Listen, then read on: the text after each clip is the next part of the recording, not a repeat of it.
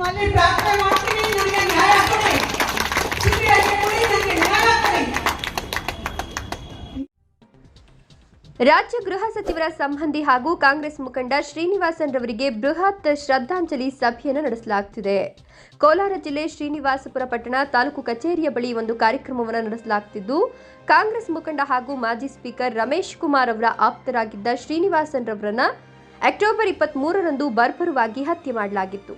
ಸದ್ಯ ಇದೀಗ ವಿವಿಧ ಧರ್ಮಗುರುಗಳು ಹಾಗೂ ಸಂಘ ಸಂಸ್ಥೆಗಳಿಂದ ಶ್ರೀನಿವಾಸನ್ ರವರಿಗೆ ಶ್ರದ್ಧಾಂಜಲಿ ಸಭೆಯನ್ನು ನಡೆಸಲಾಗುತ್ತಿದ್ದು, ಈಗಾಗಲೇ ಸಿಐಡಿ ತನಿಖೆಯಲ್ಲಿರುವ ಪ್ರಕರಣಕ್ಕೆ ಸಂಬಂಧಪಟ್ಟಂತೆ ಸಿಬಿಐ ತನಿಖೆ ನಡೆಸಬೇಕು ಅಂತ ಒತ್ತಾಯಿಸಿ ವಿವಿಧ ಸಂಘಟನೆಗಳ ಮುಖಂಡರು ಪ್ರತಿಭಟನೆಯನ್ನು ಕೂಡ ನಡೆಸಿದ್ರು.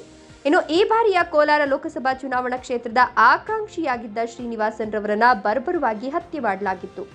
ಹೀಗಾಗಿ ಇವರಿಗೆ ಇಂದು ಶ್ರದ್ಧಾಂಜಲಿ ಸಭೆಯನ್ನು ನಡೆಸಲಾಗುತ್ತಿದ್ದು, ಸಭೆಯಲ್ಲಿ ಬಸವನಾಗೇಶ್ವರ ಸ್ವಾಮೀಜಿ, ತಿಪ್ಪೇರುದ್ರಸ್ವಾಮಿ ಸ್ವಾಮೀಜಿ, ಸಿದ್ದರಾಮ ಚೈತನ್ಯ ಸ್ವಾಮೀಜಿ, ಚಂದ್ರಕಲಾ ಶ್ರೀನಿವಾಸನ್, ಆರ್ಪಿಐ ಡಾಕ್ಟರ್ ವೆಂಕಟಸ್ವಾಮಿ ಹಾಜರಿದ್ದರು. ಶ್ರದ್ಧಾಂಜಲಿ ಸಭೆಗೆ ಸೇರಿದ ಸಾವಿರಾರು ಅಭಿಮಾನಿಗಳು, ಸ್ನೇಹಿತರು ಕೂಡ ಶ್ರೀನಿವಾಸನ್ ಅವರಿಗೆ ಶ್ರದ್ಧಾಂಜಲಿಯನ್ನು ಸಲ್ಲಿಸಿದ್ದಾರೆ.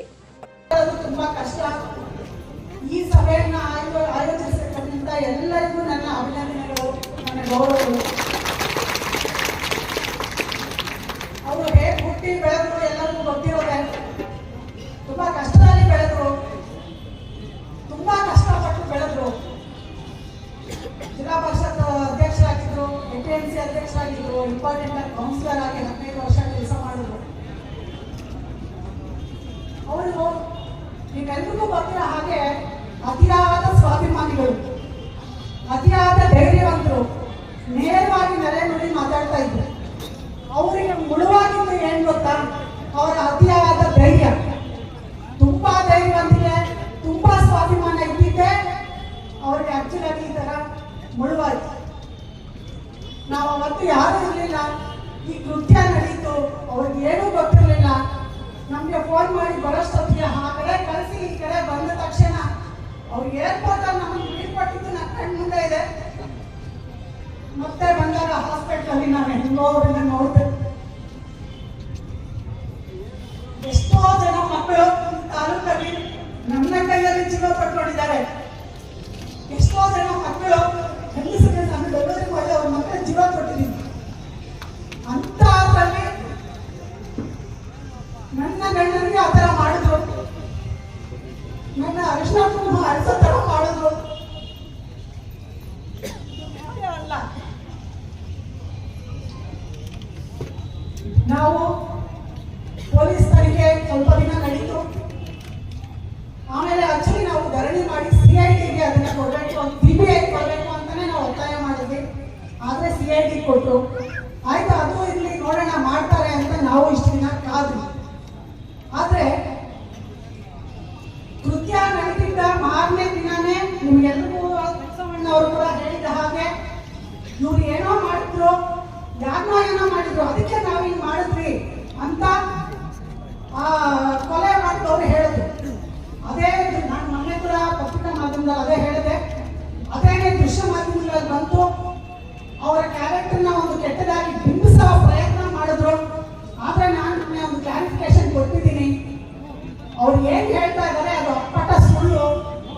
ಆ ಸತ್ತಿರ್ತಕ್ಕಂಥ ವ್ಯಕ್ತಿ ಗೌರ್ಮೆಂಟ್ ಹಾಸ್ಪಿಟಲ್ ಅಲ್ಲಿ 1 ತಿಂಗಳು ಅಡ್ಮಿಟ್ ಆಗಿ, ನಾನು ಈ ಮಾತನ್ನು ಪದೇ ಪದೇ ಹೇಳ್ತೀನಿ ಯಾಕೆಂದ್ರೆ ಅದು ತುಂಬಾ ಅಪಪ್ರಚಾರ ಆಗಿದೆ. 1 ತಿಂಗಳು ಗೌರ್ಮೆಂಟ್ ಹಾಸ್ಪಿಟಲ್ ಅಲ್ಲಿ TB ಬಂದು, ಶುಗರ್ ಬಂದು ಆ ವ್ಯಕ್ತಿ ಸತ್ತಿರೋದು. ಹಂಗೆ ಸತ್ತಿರ್ತಕ್ಕಂಥ ಡಾಕ್ಯುಮೆಂಟ್ ನಮ್ಮ ಹತ್ರ ಇದೆ. ಅಂಥದನ್ನೇ ಮರೆಮಾಚಿ ಒಂದು ಸುಳ್ಳು ಹೇಳಿಕೆ ಕೊಟ್ಟು ಅವರ ಕ್ಯಾರೆಕ್ಟರ್ ಅಸಾಸಿನೇಷನ್ ಮಾಡ್ತಕ್ಕಂಥ ಅವಶ್ಯಕತೆ ಏನಿದೆ? ನಿಮಗೆ ನಿಜವಾದ ಒಂದು ಕಾರಣ ಇದ್ರೆ ನಿಜವಾದ ಕಾರಣ ಹೇಳಿ.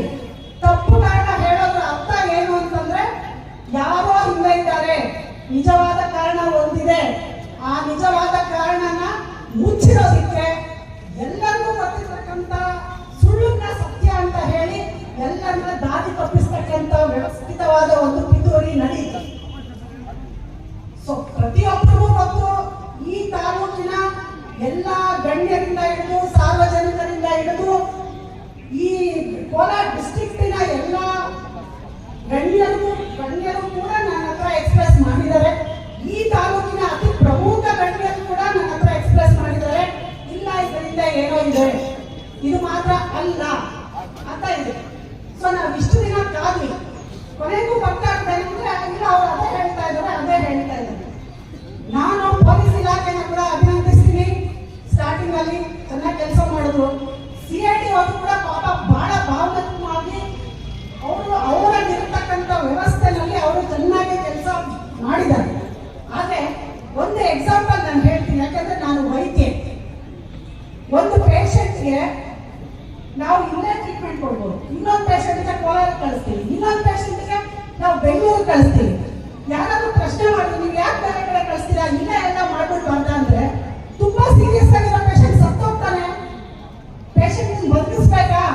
ನಾವು ಎಲ್ಲ ಅನುಕೂಲ ಇರೋ ಕಡೆ ಆ ಪೇಷಂಟ್ ಅನ್ನು ಕಳಿಸ್ಬೇಕು, ಆವಾಗ ಆ ಪೇಷಂಟ್ ಬದುಕ್ತಾನೆ, ಅವನಿಗೆ ನ್ಯಾಯ ಸಿಗುತ್ತೆ. ಇದು ಕೂಡ ಹಾಗೆ, ಇದು ಸಣ್ಣ ಪುಟ್ಟ ಕೇಸ್ ಅಲ್ಲ, ಹಿಂದೆ ಮಹಾ ಪಿತೂರಿ ಇರೋದ್ರಿಂದ ಇದು ಹೊರಗಡೆ ಬರಬೇಕು ಅಂತಂದ್ರೆ ನಾವೀಗ ದೊಡ್ಡ ದೊಡ್ಡ ಹಾಸ್ಪಿಟಲ್ ಪೇಷಂಟ್ ಅದೇ ರೀತಿ ನಾನು ಯಾರನ್ನೂ ಪೇ ಮಾಡ್ತಾ ಇಲ್ಲ. CID ಅವರು ಕೂಡ ಅವರ ವ್ಯವಸ್ಥೆ ಏನಿದೆ ಅದರಲ್ಲಿ ಮಾಡಿದ್ದಾರೆ.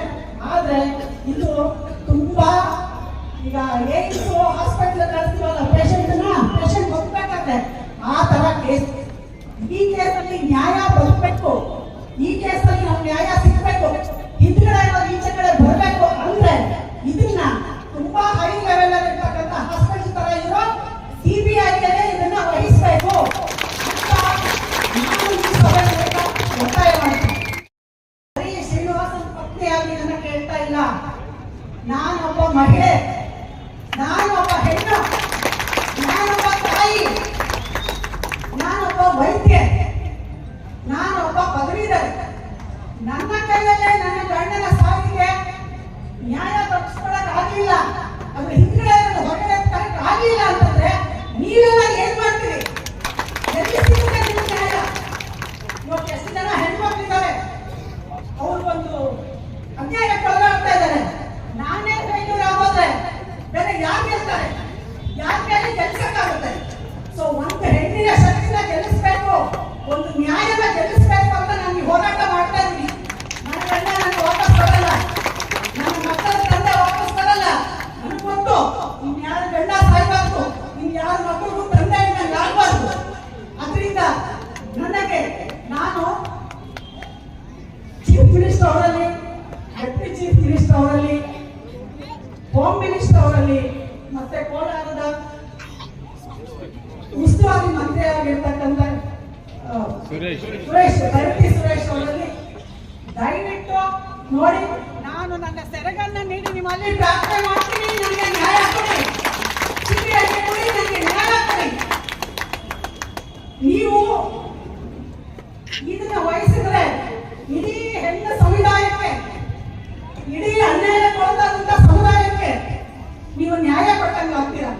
ದಯವಿಟ್ಟು ನೀವೆಲ್ಲರೂ ನಮ್ಗೆ ಸಪೋರ್ಟ್ ಆಗಿದ್ದೀರಿ, ಎಲ್ಲರೂ ಸರಿಯಾಗಿ ನಡೆಸ್ತಾ ಇದ್ದೀರಿ. ನನಗೆ ಯಾರ ಬಗ್ಗೆ ಕೂಡ ಏನು ಕೂಡ ಭಿನ್ನಾಭಿಪ್ರಾಯ ಇಲ್ಲ, ಯಾರ ಬಗ್ಗೆ ಬೇಜಾರಿಲ್ಲ. ಆದ್ರೆ ಈ ಕೇಸ್ ಬದುಕಬೇಕು ಅಂತಂದ್ರೆ ಇದನ್ನ ಡೆಲ್ಲಿ ಏಮ್ಸ್ ಹಾಸ್ಪಿಟಲ್ ಪೇಷಂಟ್ ಕಳಿಸ್ತೀವಲ್ಲ ಆ ತರ ಹೈಯೆಸ್ಟ್ ಇನ್ವೆಸ್ಟಿಗೇಷನ್ ಇರ್ತಕ್ಕಂಥ CBIಗೆ ಹೋಗಿ ದಯವಿಟ್ಟು ನ್ಯಾಯನ ಹೊರಗಡೆ ತನ್ನಿ, ನ್ಯಾಯನ ಬದುಕಿಸಿ ಅಂತ ನಿಮ್ಮ ಮೂಲಕ ಎಲ್ಲ ಕೇಳ್ಕೊತಾ ಇದ್ದೀನಿ. ಈ ನನ್ನ ಮನವಿಗೆ ನಿಮ್ಮೆಲ್ಲರ ಒಪ್ಪಿಗೆ ಇದೆ ಅಂತ ಆದ್ರೆ ಜೈ ಭೀಮ್ ಅಂತ ಜೋರಾಗಿ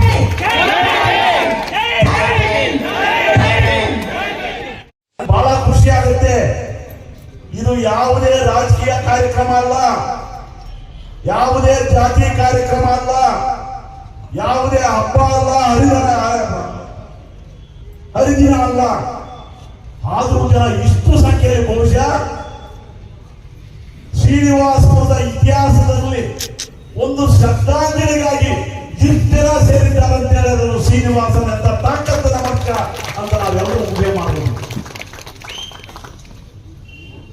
ಕೊಲೆ ಆಗಿದ್ದಾರೆ ಶ್ರೀನಿವಾಸಪುರ ತಾಲೂಕಲ್ಲಿ, ಅನೇಕ ಜನ ಕೊಲೆ ಆಗಿದ್ದಾರೆ. ಎಷ್ಟೋ ಜನ ಸತ್ತೋಗಿದ್ದಾರೆ.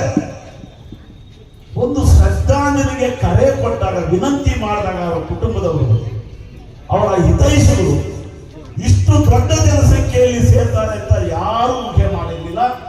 ಬಂದಂತ ನಿಮ್ಮೆಲ್ಲರಿಗೂ ಕೂಡ ಶ್ರೀನಿವಾಸಪುರ ತಾಲೂಕಿನ ಪ್ರತಿ ನಾಗರಿಕರಿಗೂ, ಪ್ರತಿ ಪಕ್ಷದ ಮುಖಂಡರಿಗೂ ಮತ್ತು ಪ್ರತಿ ನಾಯಕರಿಗೂ, ನಾಗರಿಕರಿಗೂ ಎಲ್ಲರೂ ಕೂಡ ನಾನು ಈ ಮೂಲಕ ಧನ್ಯವಾದಗಳನ್ನು ಯಾಕೆ ಹೇಳ್ತೀನಿ ಅಂತ ಹೇಳಿದ್ರೆ, ಶ್ರೀನಿವಾಸನ್ ಅವರನ್ನ ಮರ್ತೇ ಬಿಟ್ಟು ಅಂತ ಹೇಳಿದ್ರು, ಮತ್ತೆ ಬದುಕಿ ಬಂದಿದ್ದಾರೆ ಅನ್ನೋದಕ್ಕೆ ಇವತ್ತು ಈ ಸಭೆ ಸಾಕ್ಷಿಯಾಗಿದೆ ಅಂತ ಹೇಳಿ ನಾನು ಎಲ್ಲರೂ ಕೂಡ ಎಲ್ಲ ಕೂಡ ಈ ಧನ್ಯವಾದಗಳನ್ನು ಹೇಳ್ತಾ ಇದ್ದೀನಿ.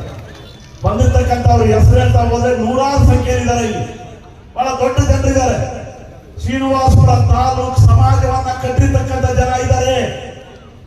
ಜನರ ಅಭಿವೃದ್ಧಿಗಾಗಿ ಹೋರಾಟಗಳನ್ನ ಮಾಡಿರ್ತಕ್ಕಂಥ ಜನ ಇದ್ದಾರೆ. ಜಾತ್ಯತೀತವಾಗಿ, ಪಕ್ಷಾತೀತವಾಗಿ ಇಲ್ಲಿ ಬಂದು ಎಲ್ಲ ಸೇರಿದ್ದಾರೆ. ಇದು ಶ್ರೀನಿವಾಸನ್ ಅವರ ಪ್ರೀತಿಯನ್ನ ತೋರಿಸುತ್ತೆ. ಗೊಲ್ಲಳ್ಳಿ ಶಿವಪ್ರಸಾದ್ ಅವರನ್ನ ನಾನು ಯಾಕೆ ವಿನಂತಿ ಮಾಡಿಕೊಂಡೆ, ಪ್ರಾಸ್ತಾವಿಕವಾಗಿ ಆಶಯದ ಮಾತನ್ನ ಯಾಕೆ ಹೇಳಿದೆ ಅಂತ ಹೇಳಿದ್ರೆ, ಈ ಶ್ರದ್ಧಾಂಜಲಿ ಸಭೆಯಿಂದ ಒಂದು ಸಂದೇಶ ಹೋಗುತ್ತೆ. ಕೊಲೆಗಾರರಿಗೆ ಅಷ್ಟೇ ಅಲ್ಲ, ಶ್ರೀನಿವಾಸಪುರದಲ್ಲಿ ಇನ್ನು ಮುಂದೆ ಇಂಥ ಕೊಲೆ ನಡೀಬಾರ್ದು ಅಂತ ದೊಡ್ಡ ಮನಸ್ಸೇನಿದೆ ಇವತ್ತು, ಅಂತ ಮನಸ್ಸುಗಳಿಗೆಲ್ಲ ನಾಟತಕ್ಕಂಥ ಮಾತನ್ನ ಹೇಳ್ತಾರೆ ಅಂತೇಳಿ ಅಂತ ಒಂದು ಸಂದೇಶದ ಗೀತೆ, ಅಂತ ಸಂದೇಶದ ಒಂದು ಸಂದೇಶ ಇವತ್ತು ಇಲ್ಲಿಂದ ರವಾನೆ ಆಗಿದೆ ಅನ್ನೋ ಕಾರಣಕ್ಕಾಗಿ ಗೊಲ್ಲಳ್ಳಿ ಶಿವಪ್ರಸಾದ್ ಅವರ ಮಾತು ಬಹಳ ಪ್ರಸ್ತುತವಾಗಿ ಮೂಡಿ ಬಂದಿದೆ. ಬಂಧನಕ್ಕೊಳಗಾದ ಆರೋಪಿಗಳ ಬಾಯಿಂದಲೇ ಶ್ರೀನಿವಾಸನ್ ವಿರುದ್ಧ ಸೇರಿ ತೀರಿಸಿಕೊಂಡರೆ ಮತ್ತೆ ಸುಳ್ಳು ಹೇಳಿಕೆಗಳು ಹೊರಬಂದವು.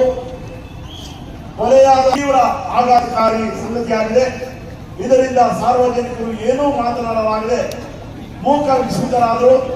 ಸಾರ್ವಜನಿಕ ಅಭಿಪ್ರಾಯವನ್ನು ಹೀಗೆ ರೂಪಿಸಿ ಸಂಚಿಕೋರರು ತಾವು ತಪ್ಪಿಸಿಕೊಳ್ಳುವ ಕುತಂತ್ರವೇ ಇದಾಗಿದೆ. ಇಂತಹ ಪಿತೂರಿಯ ಸಂಚಿಕೋರರನ್ನು ಬಂಧಿಸದೆ ಈ ಕೊಲೆಗೆ ನ್ಯಾಯ ಸಿಗಲಾರದೆಂಬ ನಿರ್ಧಾರಕ್ಕೆ ಶ್ರೀನಿವಾಸನ್ ಕುಟುಂಬದವರು ಬಂದಿದ್ದಾರೆ. ಇಂದಿನ ಸಂತಾಪ ಸೂಚನಾ ಸಭೆಯಲ್ಲಿ ಭಾಗವಹಿಸಿದ ಸಮಸ್ತ ಸಾರ್ವಜನಿಕ ಬಂಧುಗಳು ಕುಟುಂಬದ ಬೆನ್ನಿಗೆ ನಿಲ್ಲಬೇಕು ಮತ್ತು ಸಂಚಿಕೋರರನ್ನು ಬಯಲಿಗೆಳೆಯಲು ಅವರ ಹೋರಾಟವನ್ನು ಬೆಂಬಲಿಸಬೇಕು. ತಮ್ಮೆಲ್ಲರಲ್ಲಿ ಈ ಮೂಲಕ ವಿನಮ್ರವಾಗಿ ಬೆಂಬಲಿಸಬೇಕೆಂದು ಮನವಿ ಮಾಡುತ್ತೇವೆ. ಸಂದರ್ಭದಲ್ಲಿ ರಾಜ್ಯ ಸರ್ಕಾರವು ಈ ಕೊಲೆ ಪ್ರಕರಣವನ್ನು ಸಿಐಡಿ ತನಿಖೆಗೆ ಆದೇಶಿಸಿದ್ದು, ಸಿಐಡಿ ತನಿಖೆ ತೀವ್ರ ಸ್ವರೂಪ ಪಡೆದಿಲ್ಲ. ಸಂಚಿಕೋರರನ್ನು ಪತ್ತೆ ಹಚ್ಚುವಲ್ಲಿ ಯಶಸ್ವಿಯಾಗಿಲ್ಲ. ಇದುವರೆಗೂ ಆರೋಪಿಗಳನ್ನು ಮಬ್ಬರ ಪರೀಕ್ಷೆಗೆ ಒಳಪಡಿಸದಿರುವುದು ಅನುಮಾನಕ್ಕೆ ಆಸ್ಪದ ಮಾಡಿಕೊಟ್ಟಿದೆ. ಸಿಒಡಿ ತನಿಖೆಯಿಂದ ಸಂಚಿಕೋರರನ್ನು ಬಂಧಿಸಲಾಗುವುದಿಲ್ಲ ಎಂಬ ಸಂಶಯವು ಅವರ ಕುಟುಂಬ ಮತ್ತು ನಮ್ಮೆಲ್ಲರಲ್ಲೂ ಮೂಡಿದೆ. ಆದ್ದರಿಂದ ಈ ಕೊಲೆ ಪ್ರಕರಣವನ್ನು ಸಿಬಿಐ ತನಿಖೆಗೆ ಆದೇಶಿಸಬೇಕು ಎಂದು ಇಂದಿನ ಶ್ರದ್ಧಾಂಜಲಿ ಸಭೆಯ ಮೂಲಕ ರಾಜ್ಯ ಸರ್ಕಾರವನ್ನು ಒತ್ತಾಯಿಸುತ್ತಿದ್ದೇವೆ. ಈ ನಿರ್ಣಯವನ್ನು ವೇದಿಕೆಯಲ್ಲಿರುವ ವಿವಿಧ ಧರ್ಮಗಳ ಮಠಾಧೀಶರು, ಧರ್ಮಪತ್ನಿ ಡಾಕ್ಟರ್ ಚಂದ್ರಕಲಾ ಅವರು ಮುಖ್ಯಮಂತ್ರಿಗೆ ಸಲ್ಲಿಸಿರುವ ಈ ಪೂರಕವಾದ ಮನವಿ ಪತ್ರವನ್ನು ಪರಿಗಣಿಸಬೇಕೆಂದು ಮುಖ್ಯಮಂತ್ರಿಗಳನ್ನು ಈ ಶ್ರದ್ಧಾಂಜಲಿ ಸಭೆಯ ಮೂಲಕ ಮನವಿ ಮಾಡುತ್ತಿದ್ದೇವೆ.